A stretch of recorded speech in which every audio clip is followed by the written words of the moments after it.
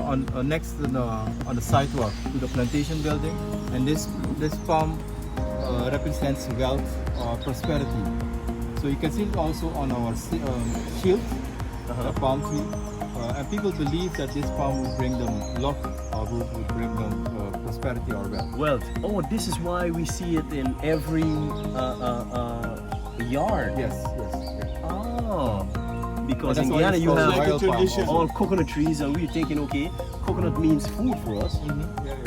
So the palm trees here, these palm trees, means The wealth, king palm prosperity. trees. Prosperity. But you know, Surinamese don't plant this palm. We plant coconut tree because that means food. Coconut food also. But also not only food, but also material like brooms. Yes. And you can make 1,000 things with the coconut palm.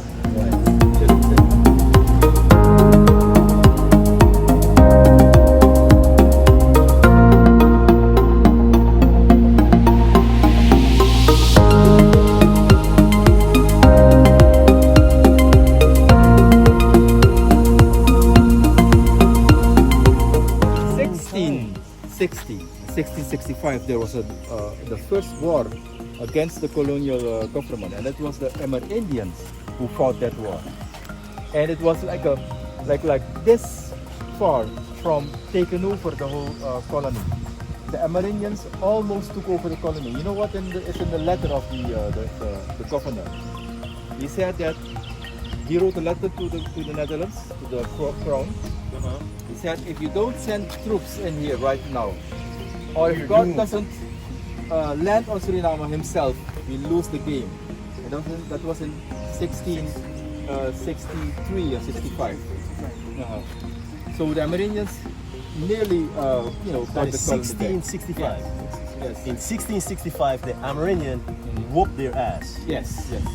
So bad, they sent for reinforcement, begging the gods from the sky to come down to help them. And you must see that is the forest behind was like the jungle for them. Yeah. If you think you're gonna compete with that backyard, you won't make it.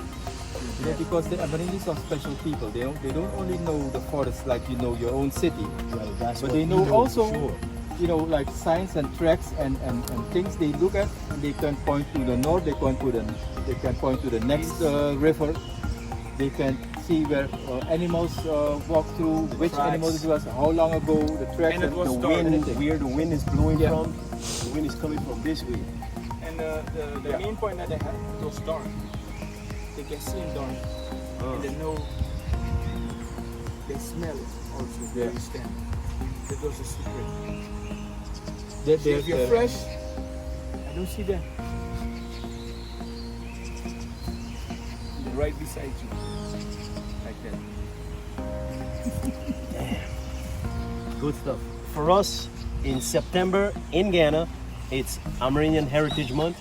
We preserve our native people, and I think we should put them up more on a pedestal, right? of course. Hearing stories like that warms my heart. You see what I'm saying? Yeah. And our history is as rich as yours too, man. And Yeah, of course. And we learned that in school that why they use Africans, because the Amerindians would be weak. But it's not like that. It's their forest. So if you try to enslave Amerindians in their forest, like you turn the earth 360 degrees and he's gone. You never find him again.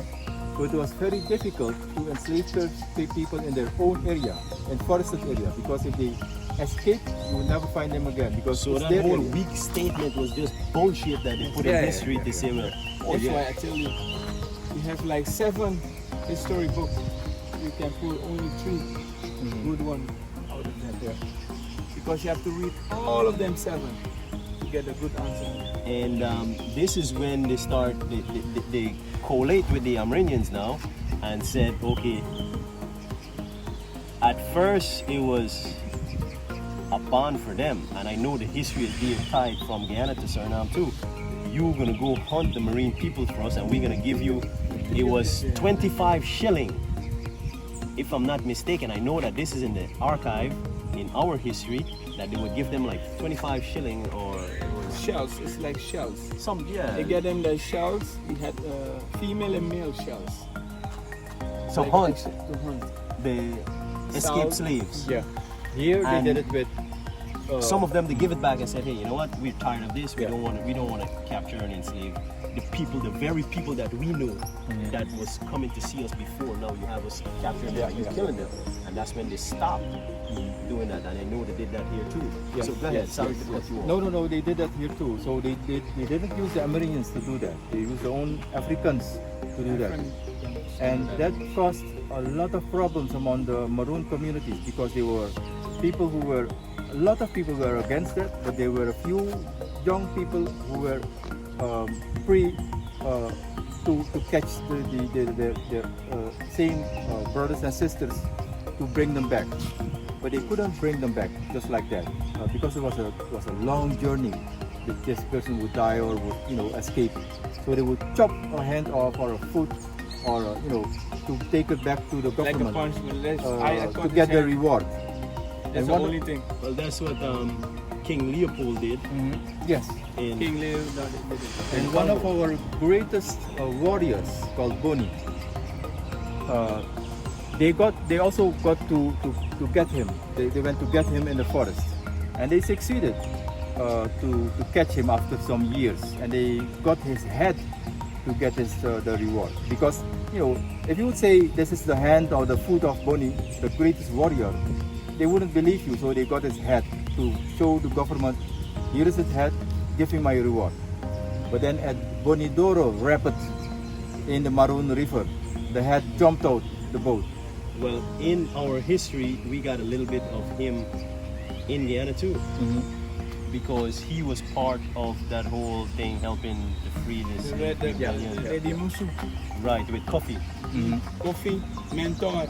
Yeah, and with coffee, a lot of folks thought that, oh, coffee is a slave, and by adding slave to the person, to identify that person is kind of derogatory, Yeah. right? Oh yeah, well, he's a slave, he's rebellious, he's this. And what even Guyanese folks doesn't know, that Coffee was a governor for Berbice. He was that intelligent. Yeah. Okay.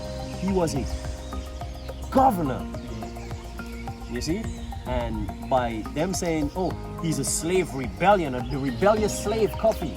No, he wasn't. Yes, maybe at a period of time, he was a slave. But he was such an intelligent man that he rise up from the fields to the office. Yeah. And he became a governor Yeah. for Berbice, who saw what they were doing, and being a governor, he would get a chance to travel to Suriname.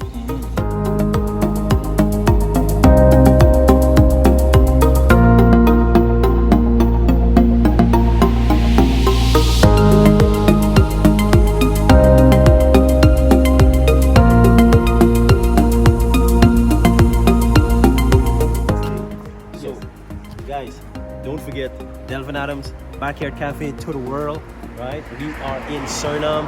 I'm with two of the best tour guides. Yes, you can do a tour by yourself, pick up your backpack and you can do this. But what we're suggesting is come and get the story from the people themselves, right? Hire a tour guide and they're going to take you to the places that has all the rich history, and you can learn about the culture using a tour guide, right? So this is what we're doing, and they're showing us all. Catholic Church. Let's go inside.